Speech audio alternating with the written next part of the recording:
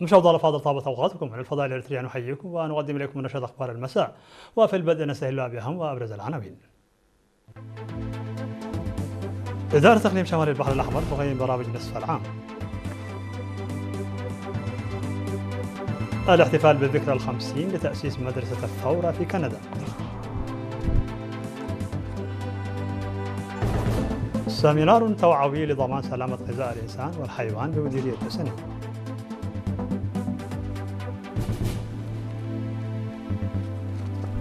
ماكرون يعقد اجتماعات رسمية في دمشق رغم حدوث انفجارات قرب مقر إقامته. الهند وأندونيسيا تتفقان على تعزيز التعاون في مجالات صناعة الدفاع.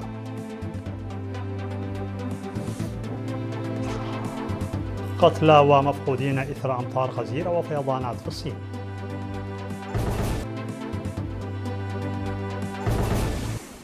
مرحبا بكم من العناوين إلى تفاصيل.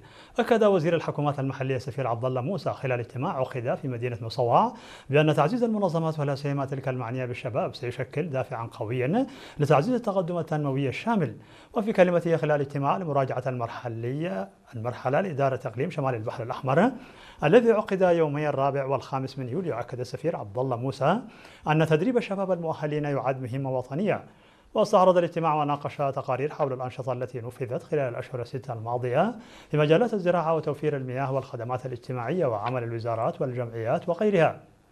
واقترح المشاركون إلى اهتمام جاد لمشكلة نقص المياه في بعض المناطق والتوسع في استخدام الطاقة البديلة للحد من إزالة الغابات وتسريع وتيرة إنشاء المؤسسات التعليمية وترميم المرافق الصحية والتعليمية القديمة. كما اقترح المشاركون إلى اهتمام خاص بحل مشكلة نقص إمدادات المياه والتوسع في استخدام الطاقة البديلة للحد من إزالة الغابات وتسريع وتيرة بناء المؤسسات التعليمية وترميم المؤسسات الصحية والتعليمية القديمة. وفي كلمته الختامية قال القائم بأعمال إدارة إقليم شمال البحر الأحمر السيد كبروم عن ميكائيل أن المهام المنجزة حتى الآن تحظى بتقييم إيجابي. أقيمت احتفالات اليوبيل الذهبي للذكرى ال50 لتأسيس مدرسة الثورة في مدينة تورنتو بكندا يومي 3 و4 من يوليو تحت شعار ذكرى عظيمة لبناء أمة حديثة. وفي هذا السياق صرح القنصل العام لإريتريا في كندا سيد إيوب عبد العليم بأن مدرسة الثورة لم تكن مجرد مؤسسة تعليمية بل كانت ملتقى لتعاقب الأجيال، حيث جرى فيها قرص وتنمية الوعي الوطني وروح البطولة وحب الوطن وسمات المسؤولية. وقد اختتم حديثه بتقديم التهاني بهذه المناسبة. وتضمن البرنامج وقفة على ضوء الشموع تكريما لجميع الشهداء الذين ضحوا بأرواحهم فداء للشعب والوطن، ومعرضا للصور وشرح يوثق لتاريخ مدرسة الثورة، بالإضافة إلى برنامج ثقافي. وقد قدم المؤرخ والمؤلف والمدرس السابق في مدرسة الثورة السيد ألم سجد تسفاي عرضا تناول مسيرة مدرسة الثورة ومراحل تطورها بالفيديو من أسمرة. وتوجه رئيس اللجنة التنسيقية لطلاب مدرسة الثورة في كندا سيد ولو فتوي بالشكر إلى المنظمات وأهالي تورنتو على مساهماتهم، وكذلك إلى القادمين من مختلف أنحاء كندا والولايات المتحدة للمشاركة في المهرجان. وفي كلمة ألقتها نيابة عن الطلاب قدمت السيدة أزيب سلمون عرضا حول تاريخ المدرسة ورؤية وأهداف الجبهة الشعبية في مجال التعليم. وبهذه المناسبة قدمت فرقة الورود الحمراء لمدينة كيتشنر باقة من الأغاني الثورية مستلهمة في أدائها طابع الفرقة الثقافية السابقة التابعة لمدرسة الثورة. نظم في مديرية تسنيم سيمينار توعوي للمزارعين والعاملين في مؤسسات إنتاج الأغذية ومقدمي الخدمات وموزعي الخضروات والفواكه بهدف تعزيز سلامة وجودة الغذاء وضمان وصول أغذية آمنة ونظيفة للمستهلكين. وأوضح المختصون خلال الدورة أن الممارسات غير السليمة في استخدام المواد الزراعية وسوء النظافة وطرق تداول وحفظ الأغذية تشكل مخاطر صحية جسيمة على الإنسان والحيوان، مؤكدين أهمية رفع مستوى الوعي والالتزام بالإجراءات الوقائية للحد من الأمراض المنقولة عبر الغذاء. كما شددوا على ضرورة تعزيز معرفة المزارعين ومنتجي الأغذية بالأمراض المرتبطة بالغذاء وآثارها، وتكثيف عمليات المتابعة والرقابة لضمان إنتاج غذاء آمن مع التحذير من استخدام المبيدات الزراعية دون استشارة المختصين أو الالتزام بالإرشادات الفنية. من جانبه أكد المدير التنفيذي لمديرية تسنيم السيد تسفازقي عقبازقي أن الأمراض المنقولة بالغذاء لا تقتصر آثارها على صحة الأفراد فحسب، بل تمتد تؤثر في اقتصاد الأسر والمجتمع والاقتصاد الوطني، داعيا المشاركين إلى تطبيق ما اكتسبوه من معارف في ممارساتهم اليومية. وأعرب المشاركون عن تقديرهم لأهمية الدورة، مؤكدين أنها أسهمت في تعزيز معارفهم، ومشددين على التزامهم بتطبيق الإرشادات المكتسبة والمساهمة في توفير منتجات غذائية آمنة وعالية الجودة.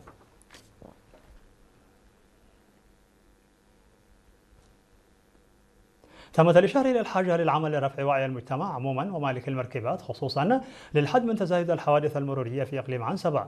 وصرح الرائد نرايو تسقاي مسؤول شرطة المرور في إقليم عنسبة لوكالة الأنباء الإريترية بأن 7 أشخاص لقوا حتفهم وأصيب أكثر من 130 آخرين في 168 حادثا مروريا. وبلغت الخسائر في الممتلكات أكثر من 2.1 مليون نقفة خلال الأشهر الستة الماضية. وأشار إلى أن هذه الحوادث ارتفعت بنسبة 9.5% مقارنة بالفترة نفسها من العام الماضي، مضيفا أن رفع الوعي العام يعد أمرا بالغ الأهمية في الجهود الرامية إلى الحد منها إلى أدنى مستوى ممكن. وأوضح أن الأسباب الرئيسية لحوادث المرور تتمثل في السرعة المفرطة وعدم الالتزام بالمسار وعدم إعطاء الأولوية وقيادة مركبات غير صالحة فنيا وعدم التقيد بقواعد المرور بشكل سليم وغيرها. وقال أن الدراجات الهوائية بشكل عام والدراجات ثلاثية العجلات بشكل خاص تعد سببا متكررا للحوادث، مضيفا أن هنالك خططا لتزويدها بلوحات والحد من أعدادها بالتشاور مع إدارة مدينة كرن. واختتم الرائد نرايو حديثه بالقول أن السيطرة على حوادث المرور ليست مهمة تقع على عاتق شرطة المرور وحدها، مشددا على ضرورة تعزيز تعاون جميع الجهات المعنية. أشار السيد إفريم زبآي مسؤول وحدة الصحة الإنجابية في وزارة الصحة أن حمض الفوليك مهم جدا لصحة الأم بشكل عام ولصحة المرأة الحامل والجنين بشكل خاص، ويجب تناوله بانتظام.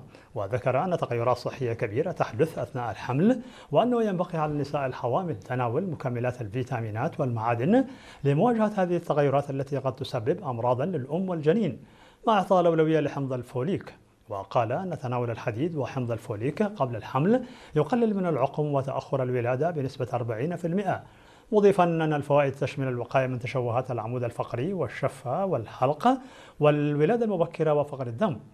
وأشار السيد إفريم إلى أن معظم المضاعفات التي تحدث أثناء الحمل والولادة ناجمة عن مشكلات يمكن السيطرة عليها، مضيفا أنه ينبغي متابعة حالة الأمهات قبل الحمل وحرصهن على تناول مكملات الحديد وحمض الفوليك بانتظام وبالطريقة الصحيحة، وذلك للوقاية من المضاعفات الناتجة عن نقص العناصر الغذائية.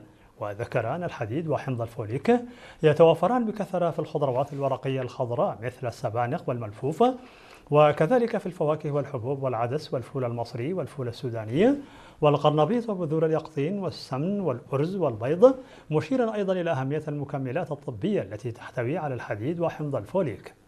وقال السيد فريم أن نقص حمض الفوليك قد يؤدي إلى أمراض القلب والسكتة الدماغية والسرطان والخرف وليس فقط إعاقة الطفل، مضيفا أنه ينبغي تكثيف التوعية والحملات نظرا لمحدودية الوعي في المجتمع.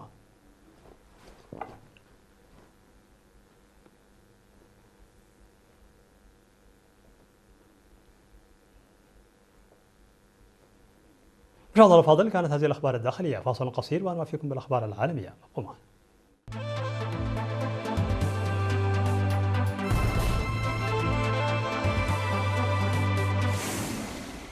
مرحبا بكم على الصيد العالمي. واصل الرئيس الفرنسي إيمانويل ماكرون برنامج زيارته الرسمية للعاصمة السورية دمشق، حيث عقد مباحثات مع الرئيس السوري أحمد الشرع رغم وقوع انفجارين بالقرب من الفندق الذي يقيم فيه وسط المدينة. وأفادت السلطات السورية بأن الانفجارين وقعا في منطقة غريبة من فندق فور سيوزنز ووزارة السياحة، مما أسفر عن إصابة 18 شخصا بينهم 4 من عناصر الشرطة، فيما لم يتأثر برنامج الزيارة الرسمية للرئيس الفرنسي الذي كان قد غادر الفندق متوجها إلى القصر الرئاسي قبل وقوع الانفجارين. وتعد الزيارة أول زيارة يجريها رئيس دولة من الاتحاد الأوروبي إلى سوريا منذ التغيير السياسي الذي شهدته البلاد أواخر عام 2024. وتركزت المباحثات على العلاقات الثنائية ودعم الاستقرار وملفات إعادة الإعمار إلى جانب القضايا الأمنية والإقليمية.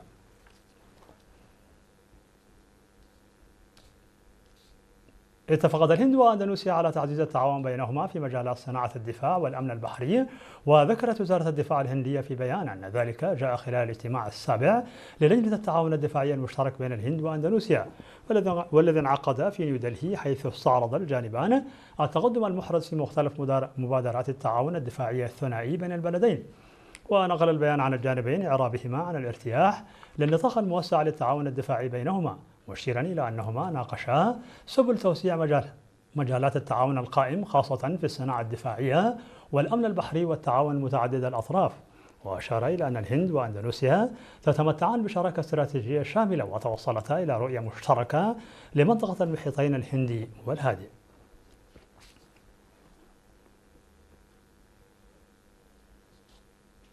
أودت عواصف شديدة وأمطار غزيرة في أنحاء مختلفة من الصين بحياة 15 شخصا، فيما لا يزال 9 آخرون في عداد المفقودين وفق ما أفادت به وسائل إعلام رسمية. وذكرت وكالة أنباء الصين الجديدة شينخوا أن مقاطعة هوبي في وسط البلاد شهدت أحوال جوية قصوى أسفرت عن مقتل 11 شخصا وفقدان شخص واحد، كما أفادت هيئة البث الرسمية بمقتل 4 أشخاص وفقدان 8 آخرين في منطقة غوانغشي في جنوب البلاد التي تعرضت أيضا لظروف جوية قاسية.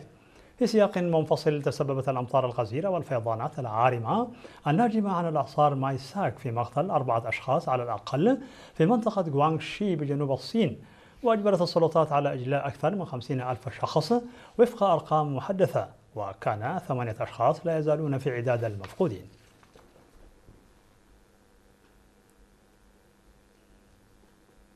في الخبر الأخير، انطلق أول سباق للثيران ضمن فعاليات مهرجان سان فيرمان 2026 في مدينة بامبلونا شمالي أسبانيا، وشهد السباق اندفاع 6 ثيران عبر المسار التقليدي الممتد في شوارع المدينة القديمة وصولا إلى حلبة مصارعة الثيران وسط حضور جماهيري كثيف وإجراءات أمنية وتنظيمية مشددة.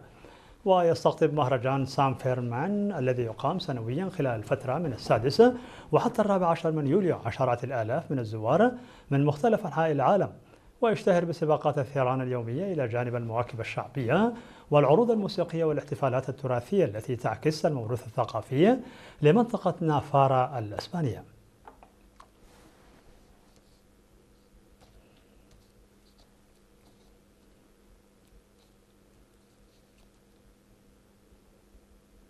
في نهاية نشر لكم تذكير بأبرز ما جاء فيها من عناوين. إدارة إقليم شمال البحر الأحمر تقيم برامج نصف العام.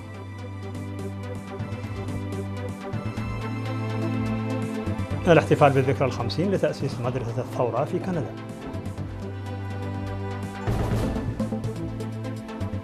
عقد سيمينار توعوي لضمان سلامة غذاء الإنسان والحيوان بمديرية تسنيم. ماكرون يعقد اجتماعات رسمية في دمشق رغم حدوث انفجارات قرب مقر إقامته.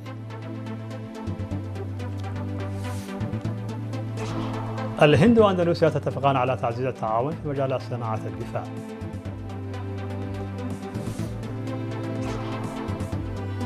قتلى ومفقودين إثر أمطار غزيرة وفيضانات في الصين.